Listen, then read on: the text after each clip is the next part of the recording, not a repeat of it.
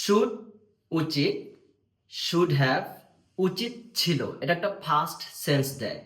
উচিত ছিল, আমার জানা উচিত, আই শুড নো। আমার জানা উচিত ছিল, আই শুড হ্যাভ নোন। আমার লেখা উচিত, আই শুড রাইট। আমার লেখা উচিত ছিল, আই শুড হ্যাভ রিটেন। আসসালামু আলাইকুম my dear brothers and sisters. আজকে আমরা ভেরি ইন্টারেস্টিং একটা লেসন শিখব, যা হচ্ছে should, should have and had better. এই তিনটা শব্দ বললাম, এগুলোর মিনিং প্রায় কাছাকাছি, কিন্তু আমরা ব্যবহার নিয়ে খুবই চিন্তিত থাকি। শুড অর্থ হচ্ছে উচিত, এটা আমরা সবাই জানি মোটামুটি, কিন্তু আমি যদি বলি উচিত ছিল, তখন আমি একটু ঝামেলায় পড়ে যাই। শুড উচিত, শুড হ্যাভ উচিত ছিল, এটা একটা ফার্স্ট সেন্স দেয়। উচিত ছিল, হ্যাড বেটার বরং উচিত অথবা বরং ভালো। আমরা বরং উচিতটাই নিচ্ছি। তাহলে শুড উচিত, শুড হ্যাভ উচিত ছিল, হ্যাড বেটার বরং উচিত। ওকে, তাহলে আমি বললাম আমার চর্চা করা উচিত, তাহলে কি বলবো? I should practice. আমার জানা উচিত, আই শুড নো। আমার লেখা উচিত, আই শুড রাইট। এবার আমরা শিখব উচিত ছিল। উচিত ছিল কি বলেছিলাম? Should have. তবে আপনাকে একটা ব্যাপার মনে রাখতেই হবে, শুড হ্যাভ এর পর সব সময় পাস্ট পার্টিসিপল ফর্মটি বসবে।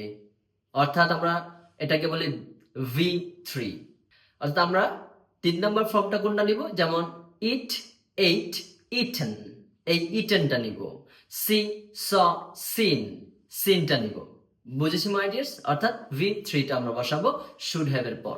শুড হ্যাভ উচিত ছিল, আমার ভিডিওটা আগে দেখা উচিত ছিল, I should have watched the video before. তাহলে কি বলবো? ওয়াচড, V3 বসাচ্ছি। আমার আগে ইংরেজি শেখা উচিত ছিল, I should have learned English before. তোমার আমাকে রাতে কল দেওয়া উচিত ছিল, you should have called me at night. দুটি করে বলছি আবার, হ্যাঁ? আমার জানা উচিত, আই শুড নো। আমার জানা উচিত ছিল, আই শুড হ্যাভ নোন। আমার লেখা উচিত, আই শুড রাইট। আমার লেখা উচিত ছিল, I should have written. My dears, আশা করি এ দুটির তফাৎটা আপনি বুঝেছেন। এবার আমরা হ্যাড বেটার শিখব। হ্যাড বেটার মানে হচ্ছে বরং উচিত, অথবা আরেকটা মিনিং আছে এটার, বরং ভালো। আমার বরং চর্চা করা উচিত, আই হ্যাড বেটার প্র্যাকটিস। শুডের পর যেমন আমরা ভার্বের বেস ফর্ম বসিয়েছি, ঠিক একইভাবে আমরা হ্যাড বেটারের পরও কিন্তু ভার্বের বেস ফর্ম বসাবো, অর্থাৎ প্রেজেন্ট ফর্ম বসাবো।